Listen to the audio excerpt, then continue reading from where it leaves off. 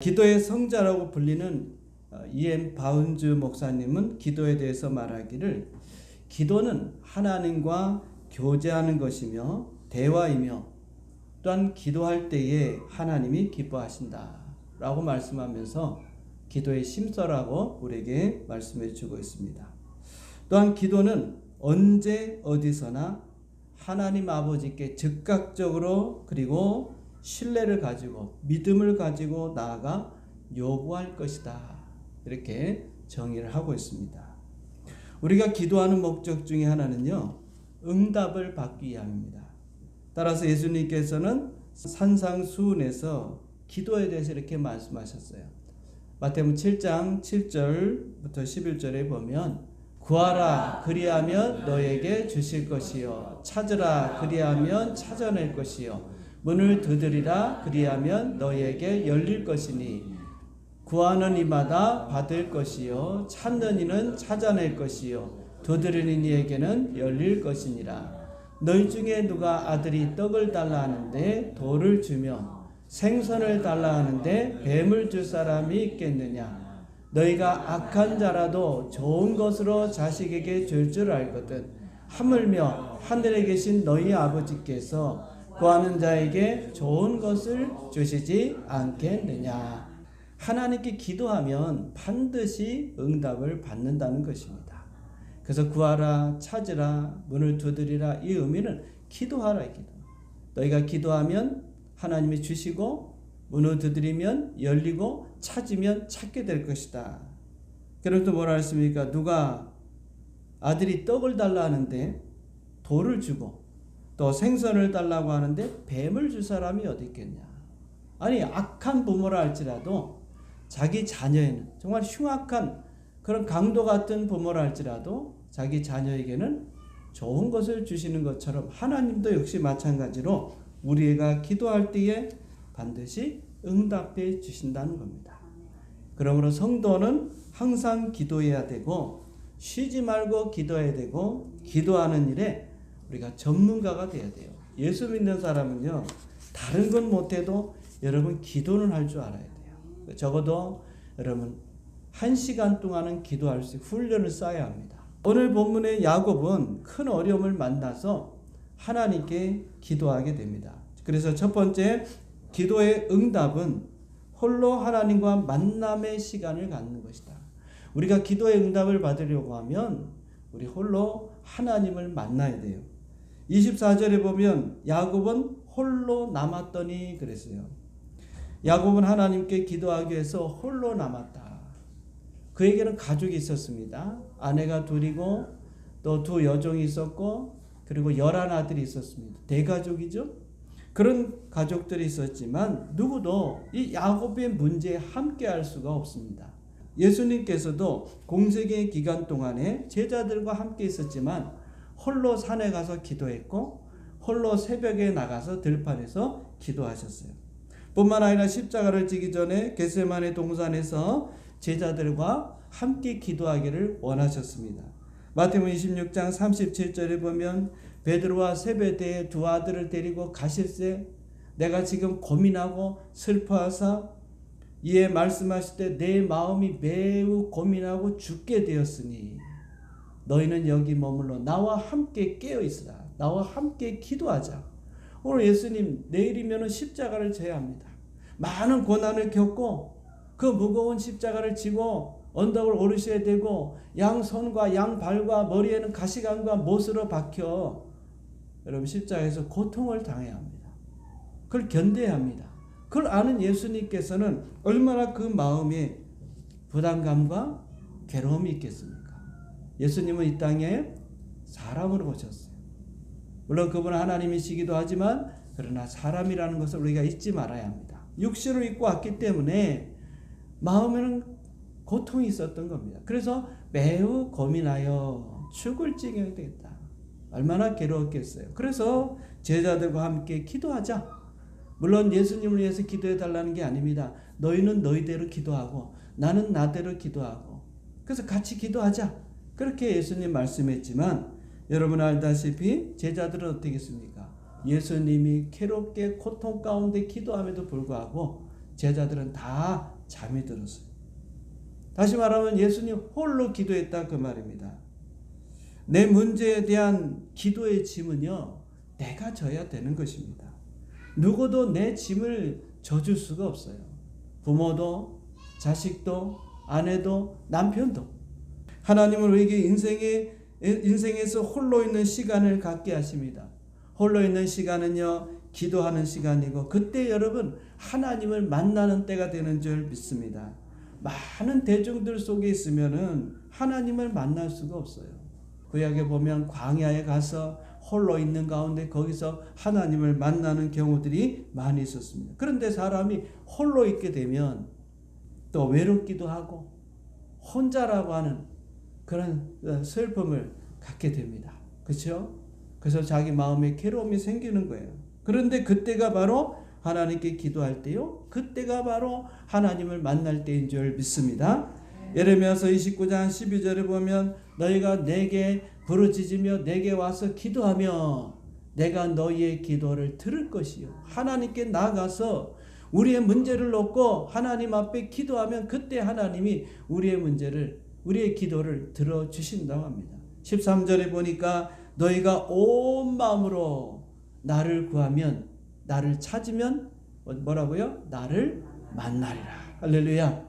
우리가 마음을 다하고 힘을 다해서 하나님을 찾으면 하나님을 만나게 됩니다. 그러면 하나님을 만나게 되면요, 여러분 모든 인생의 문제가 다 해결되는 거예요. 하나님은 문제를 해결하시는 분이기 때문에 그렇습니다. 여러분이 안고 있는 문제들이 왜 해결되지 않나요? 하나님을 만나지 않기 때문에 그런 거예요. 내 힘으로, 내 능력으로, 내 노력으로 여러분 해결하려고 하니 문제 해결됩니까? 우리 힘이 있습니까? 우리의 능력이 있습니까? 우리가 뭘 어떻게 한다고 내가 갖고 있는 문제를 해결할 수 있어요? 여러분 정말 눈꼽만치도 내가 해결할 수 있는 힘이나 능력이나 지혜가 없습니다. 그렇기 때문에 여러분 우리가 문제를 만날 때, 우리가 또 고난을 당할 때, 또 여러 가지 힘든 일을 만날 때, 또 질병 중에 있을 때, 그때 바로 하나님께 나와서 기도하라고 하는 사인인 거예요. 그냥 그 문제를 끌어안고 우리가 살아갈 것이 아니라 그 어려움과 문제를 가지고 하나님 앞에 나가 기도의 자리에 나가서 기도할 때 하나님께서 그 기도를 들으시고 만나 주실 줄 믿습니다. 그런데 그때 바로 홀로 가야 되는 거예요. 내가 나아가야 되는 것입니다. 내가 내 기도의 짐을 져야 돼요. 남에게 그 기도의 짐을 지게 할 것이 아니라 내가 홀로 하나님께 나가서 그 문제를 가지고 기도하면서 하나님을 만나면 모든 문제가 다 해결될 줄 믿습니다. 야곱은 기도하는 가운데 하나님을 만났고 그의 기도가 응답되는 가운데 그의 문제들이 다 해결된 줄 믿습니다. 두 번째로 기도의 응답을 받으려고 하면요, 믿음으로 기도해야 돼요. 그러므로 내가 너희에게 말하노니 무엇이든지 기도하고 구한 것은 받은 줄로 믿으라. 그리하면 너희에게 그대로 되리라. 아멘. 할렐루야. 무엇이든지 기도하고 구한 것은 받은 줄로 믿으라. 여러분 이건 과거입니다. 벌써 우리가 받았다. 여러분 기도할 때 이런 마음을 갖고 기도해야 돼요. 야, 이게 될까? 이루어질까? 내가 기도하는 게 과연 이루어질까? 그런 생각을 갖고 기도하면 여러분 아무것도 이루어질 수가 없어요. 믿음을 갖고 기도해요. 분명히 주님 말씀하신 무엇이든지 기도하고 무엇이든지 제한이 없다 이 말이에요. 여러분 무엇을 기도하든지 간에 여러분 제한이 없습니다. 그 문제에 맞는 믿음이 있어야 되는 거예요. 그렇기 때문에 믿음에 어떻게 보면 믿음에 맞는 기도를 해야 되는 거예요. 우리가 기도할 때 하나님께서 내 기도를 응답해 주실 거라고 하는 믿음을 갖고 기도해야 돼요. 그래서 우리가 기도하는 모든 것들은 다 하나님이 이루어 주신다. 그렇지 않고 기도하면 그 기도하는 것은 기도하는 자체는 의미가 있을지 모르지만 그것은 오히려 여러분 우리에게 큰 도움이 되지 않을 때도 있습니다. 다시 말하면 기도 자체에다가 비중을 두면 안 돼요. 또 기도를 많이 해야 된다고 하는 그런 어떤 강박관념에 빠져도 안 됩니다. 예수님은요 이런 말씀하셨어요. 중언부언하지 말라. 기도할 때 주의할 점이 있습니다. 마태복음 6장 7절에 보면 또 기도할 때 이방인과 같이 중언부언하지 말라. 그들은 말을 많이 하여야 들으실 줄을 생각하느니라. 다시 말하면 여러분, 중언부언이라고 하는 것은요, 반복해서 얘기하는 건데, 여기서 중요한 것은 믿음이 빠진 거예요. 그 사람들은 비나이다 뭐 신령님께 비나이다, 복을 내려주십시오, 복을 내려, 신이 없는데 우리는 하나님이 계시잖아요. 우리는 믿음으로 하잖아요.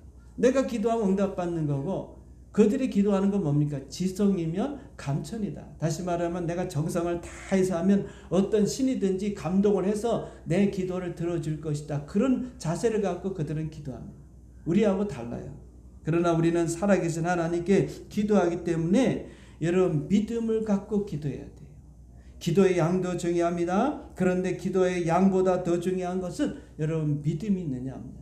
내가 믿느냐 합니다. 하나님이 보는 것은 믿음을 보는 거예요.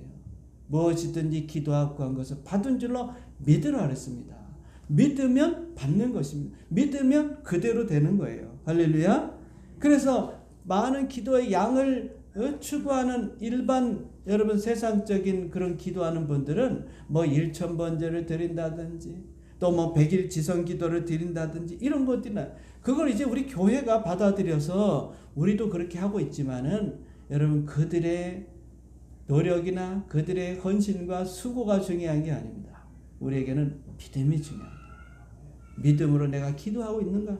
또 기도하고 내가 지금 것을 받았는가? 무엇이든지 기도하고 구한 것은 받은 줄로 믿으라. 벌써 우리가 받았다. 기도하고 난 다음에 응답 받았다. 난 이루어졌다. 하나님이 내 기도를 들으셨다. 그런 확신과 믿음을 가질 때 그 기도가 이루어지게 되는 줄 믿습니다. 즉 야곱은요, 하나님께서 응답해 주실 것을 믿고 생명을 걸고 기도했던 것입니다. 24절에 보면 야곱은 어떤 사람이 날이 새도록 야곱과 씨름하다가 그랬어요. 야곱은 홀로 남아서 어떤 사람하고 날이 새도록 밤새 기도했다 이 말. 여기 보면 기도를 갖다가 씨름으로 표현하고 있습니다. 그래요. 기도는요, 영적 싸움이고 씨름입니다. 여러분, 우리가 편안하게 그냥 기도하지만 사실은 여러분, 기도할 때 내 문제가 크면 클수록 여러분, 그 기도의 진지함과 그 기도의 간절함과 그 기도의 중압감은요, 클 수밖에 없어요. 그냥 간단한 기도는 상관없습니다. 여러분, 지금 생명을 놓고 생명의 문제를 가지고 기도한, 내가 사느냐 죽느냐 이 상황을 가지고 기도한다고 할 때 얼마나 진지하고 얼마나 여러분 그 중압감을 가지고 하나님 앞에 나가서 기도하겠습니까? 일반적인 기도를 하니까 우리가 기도하다가 졸려오면 자기도 하고, 기도하다가 힘들면 그만 포기도 하고 그러는 거 아니겠어요? 그런데 내가 내일 죽는다. 그럼 여러분 만약에 어떻게 기도하겠어? 무게감을 가지고 중대함을 알고 하나님 앞에 기도할 거 아닙니까? 야곱이 그런 거예요. 이 밤이 지나면 야곱은 죽을 수도 있습니다. 죽을지도 모릅니다. 그래서 그 밤에 하나님 앞에 나가서 기도하는 거예요. 마치 천사와 씨름하듯이. 여기 보면 어떤 사람이 날이 새도록, 이 어떤 사람은 천사입니다. 하나님이 보낸 것이에요. 그러니까 우리에게 어떤 영적인 교훈을 주기 위해서 이렇게 보여주는 것입니다. 실제로 뭐 천사와 씨름했는지 우리는 알 수 없어요. 그러나 우리 기도가 여러분 영적 싸움이에요. 씨름입니다. 힘쓰고 애쓰는 거예요. 여러분 씨름하는 거 다 보셨죠? 두 사람이 서로 삿발을 잡고 말이죠. 힘을 쓰면서 얼굴에 땀 툭툭툭 떨어지고, 보는 사람들은 두 사람이 붙잡고 있지만 그냥 붙잡고 있는 게 아니에요. 두 사람 다 양쪽에 힘을 탁 쥐고 상대방에게 넘어지지 않으려고, 쓰러지지 않으려고, 지지 않으려고 온 힘을 다해서 씨름한다. 그게 씨름입니다. 우리가 볼 때는 두 사람 붙잡고 있구나. 아니에요. 죽을 힘을 다했어요. 그 경기에 임하고 있는 겁니다. 그게 기도인 것입니다. 호세아서는요, 야곱의 기도에 대해서 이렇게 기록하고 있습니다. 호세아 12장 4절에 보면 천사와 겨루어 이기고 울며 그에게 간구하였으며, 울며 기도했다. 다시 말하면 여러분, 내일이면 내가 죽을지도 모르는데 하나님 도와주십시오 하고 울며 불며 여러분 기도했다 그 말이에요. 그렇습니다. 여러분, 큰 일을 만날 때, 당장 눈에 보이지 않고 해결할 것 같지 않은 그런 문제를 만날 때 내가 기도할 때 울며 불며 힘쓰고 기도하는 것입니다. 옛날에는 새벽에 나와서 우리 권사님들이 눈물을 흘려가면서 나라와 민족을 위해서 기도했어. 그러나 지금은 그렇지 않습니다. 사역이 좋아졌기 때문에 그런지 힘든 게 없어서 그런지 기도에 눈물이 메말라 버렸어요. 하나님 앞에 나와서 우리가 눈물을 흘리면 그 눈물을 천사가 담아서 하늘나라로 올라간다 그러잖아요. 기도하면서 오시라. 기도하면서 그 보석 같은 눈물, 하나님 앞에 내 심정과 내 사정과 내 아픔을 앓으면서 하나님 앞에 우는 그 울음을 하나님이 여러분 외면하시겠습니까? 야곱이요, 본문에는 나와 있지 않지만 천사와 겨루고 힘써 싸우면서 울면서 그에게 간구했다 그랬어요. 하나님께 울면서 간구했다. 그 기도를 하나님이 들으셨어요. 히스기야가 너는 죽을 것이다 했을 때 벽을 향해서 하나님 앞에 울면서 회개하면서 기도했을 때 그 기도를 하나님 들어주셨잖아요. 그렇기 때문에 여러분 우리가 응답받는 기도를 하려고 하면 하나님 앞에 나가서 여러분 믿음으로 하나님을 붙들고 기도할 때 그때 하나님의 역사가 일어나는 줄 믿습니다. 우리는 응답할 때까지 하나님 응답해 주실 때까지 포기하지 말고 중단하지 말고 또 이루어지지 않았다고 의심하지 말고 여러분 믿음으로 기도할 때 그때 하나님의 응답이 이루어지는 거예요. 여러분 야곱이 기도하는데 또 천사가 이제 가야 되는데 야곱이 놓지를 않는 거예요. 그래서 그의 허벅지 관절을 골절시켰다 그랬습니다. 26절에 보면 야곱이 이르되 당신이 내게 축복하지 않으면, 이 축복한다는 말은요 응답하지 않으면, 내게 축복하지 않으면, 내게 응답하지 않으면 가게 하지 아니하겠나이다. 이런 결단과 이런 믿음을 갖고 기도해야 돼요. 하나님을 붙들고 여러분 하나님 앞에서 하나님 내게 응답 주지 않으면 뭐 나를 죽이든지 살리든지 마음대로 하십시오. 이런 기도가 있어요. 이게 믿음의 기도인 겁니다. 누가복음 18장에 보면은요 예수님께서 불의한 재판관의 비유를 말씀하시는데 어떤 도시에 하나님을 두려워하지 않고 사람을 무시하는 한 재판관이 있다 했습니다. 그리고 그 도시에 한 과부가 있었는데 억울한 일을 당했어요. 그것을 재판관에 가서 호소하면서 도움을 청했습니다. 그런데 재판관은 과부였기 때문에 그의 요구를 들어주지 않았다. 그런데 이 과부는요 그럼에도 불구하고 포기하지 않고 계속 찾아가서 그를 괴롭히니까 나중에 재판관이 할 수 없이 과부의 요구를 들어줬다. 이게 불의한 재판관의 비유의 내용입니다. 그런데 예수님께서 이 결론에 대해서 이 행동, 즉 과부 행동에서 뭐라고 말씀하셨냐면 누가복음 18장 8절에 보면 내가 너에게로는 속히 그 원한을 풀어주시리라.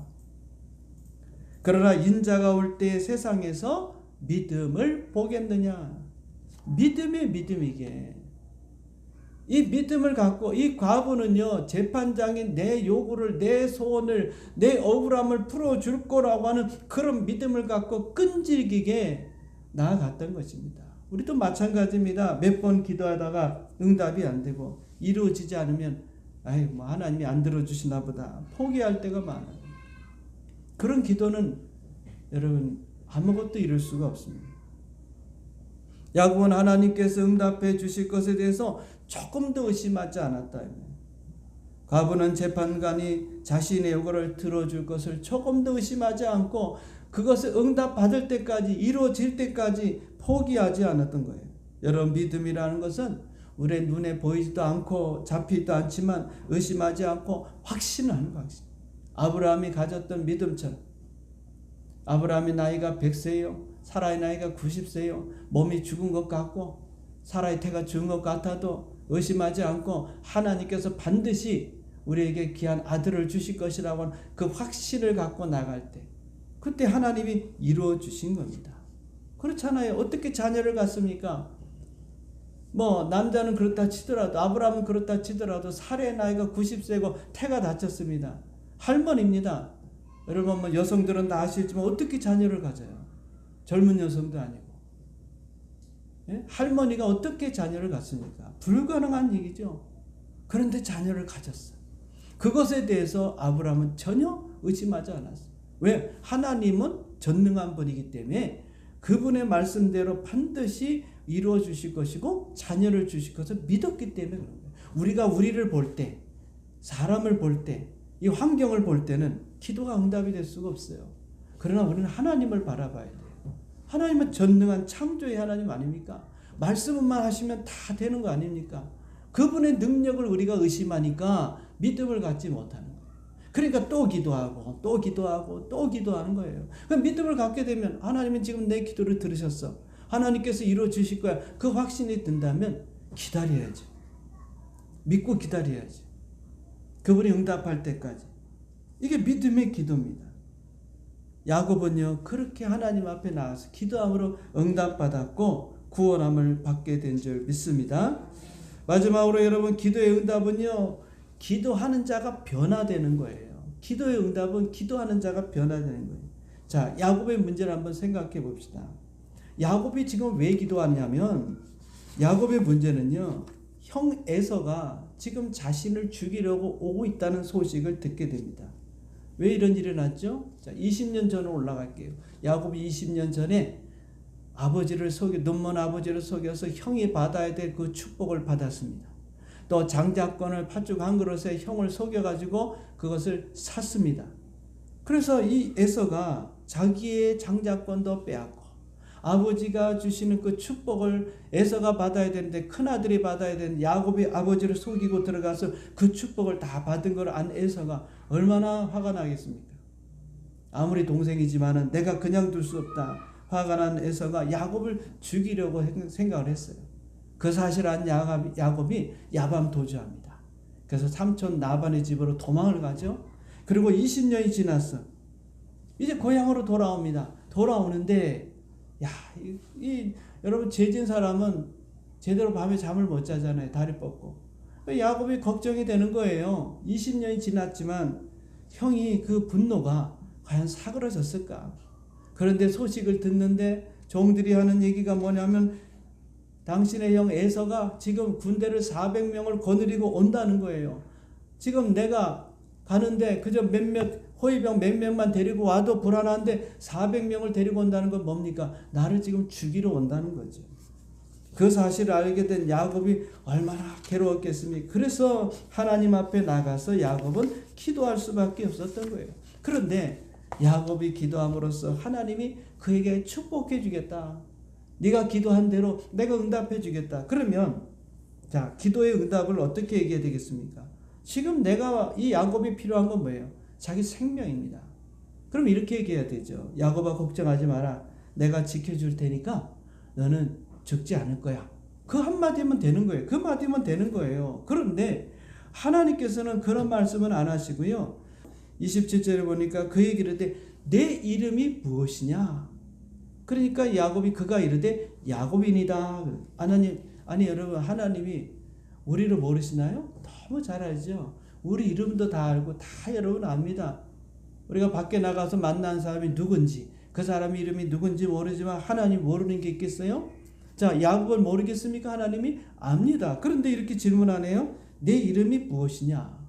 그러니까 야곱이 대답합니다. 저 야곱입니다.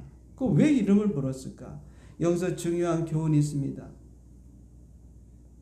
지금 야곱은 왜 지금 자기가 형에 의해서 죽을 위험에 당했다고 말씀드렸죠? 앞에 얘기 드렸죠?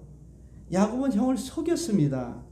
장자권을 빼앗고 그 아버지로부터 받아야 할 그 축복을 가로챘어요. 그래서 에서가 화가 났습니다. 그런데 자, 야곱을 한번 봅시다. 야곱이 그의 이름대로 지금까지 여러분 살아왔다는 것입니다. 야곱의 이름의 뜻이 뭐예요? 속이는 자, 약탈하는 자, 사기꾼인가, 꾀가 많아가지고 형을 팥죽 한 그릇에 그 장자권을 샀습니다. 아버지를 속여가지고 시침이 뚝 떼고 들어가서 저는 에서입니다. 그리고는 아버지를 속이고 눈먼 아버지를 속이고 축복을 받아냈습니다. 다시 말하면 자기의 노력과 자기의 열심을 통해서 자기 지식과 자기 깨와 자기 계략을 통해서 자기가 취하고 싶은 것들을 다 취했던 것입니다. 결국 남의 것을 훔친 거 아닙니까? 형이 가져갈 장자권, 형이 받아야 할 그 축복을 훔친 거 아닙니까? 다시 말하면 야곱은요, 자기 이름대로 인간적으로 살아갔다면 전형적인 인본주의자입니다.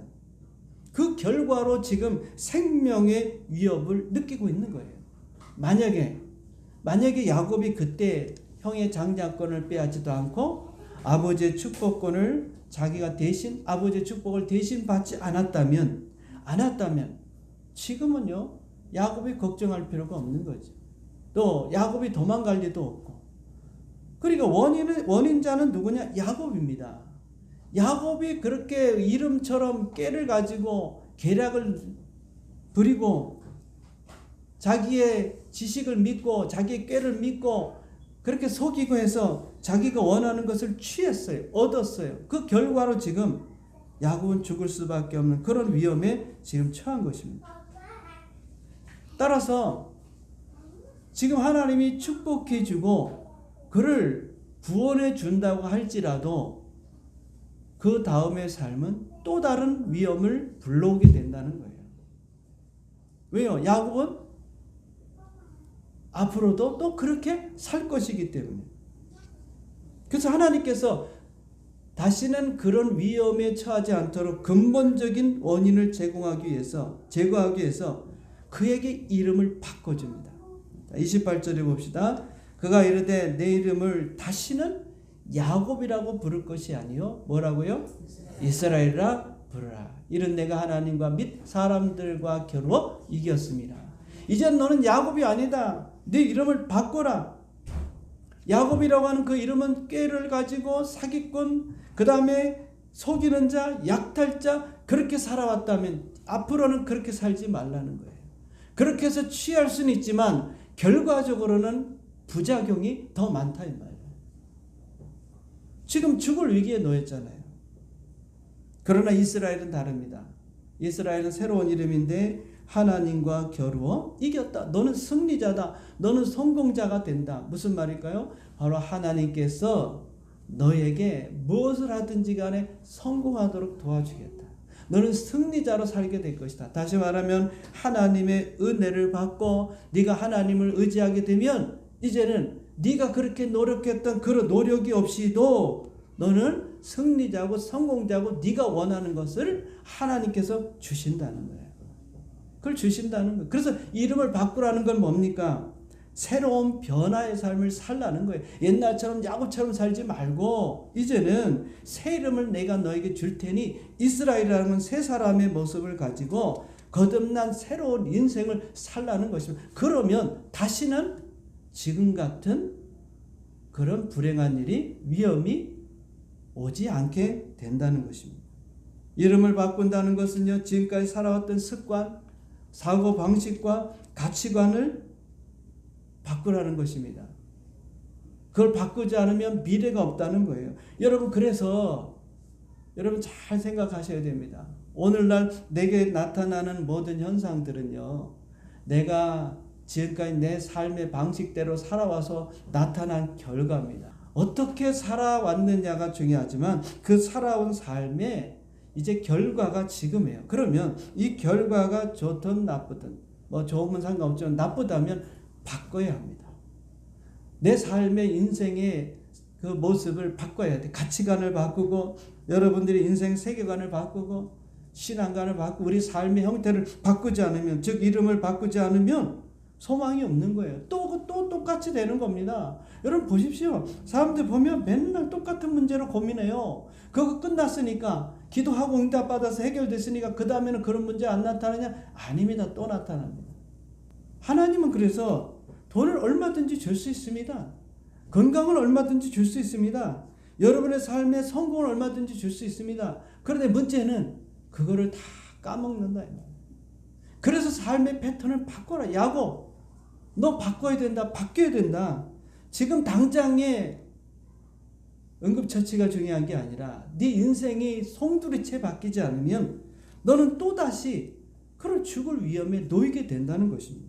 그래서 야곱에서 이스라엘로 바꿔라. 변화를 주는 거예요. 그러면 이제 야곱의 인생이 아니라 이제는 맞다. 하나님께서 나에게 이스라엘이라고 새로운 이름을 주셨지. 하나님의 은혜를 사모하고 이제는 내 꾀를 내지 않고 그동안에 머리 쓰고 꾀내고 어떻게 하면 저 사람을 속이고 어떻게 하면 내 욕심을 채울까 그렇게 막 했던 것들을 정지하고 하나님 뜻대로 아이고 하나님 저는 아무것도 모릅니다. 그저 하나님 은혜 주십시오. 하나님 저 복을 주십시오. 하나님만 의지합니다. 그렇게 삶을 가게 되면 변화가 일어나는 거예요. 결과도 달라지는 거예요. 그게 기도의 응답입니다. 우리는 막 기도해서 응답받고 또 조금 있으면 똑같은 문제를 가지고 또 기도합니다. 또 똑같은 문제를 가지고 기도합니다. 반복적인 거예요. 왜 그렇습니까? 내가 변화되지 않았기 때문에. 그래서 하나님께서는 변화를 요구하시는, 여러분 기도하는 분들이 계시는데, 여러분 진정한 응답은요, 기도의 진정한 응답은 사람이 변화되는. 오늘 예수님 같은 모습으로 우리가 변화되어야 되고, 성품이 변화되어야 되고, 삶이 변화되어야 되고, 우리의 가치관이 성경적인 가치관으로 내가 통째로 변화돼야 거기에 맞는 삶이 달라지는 거예요.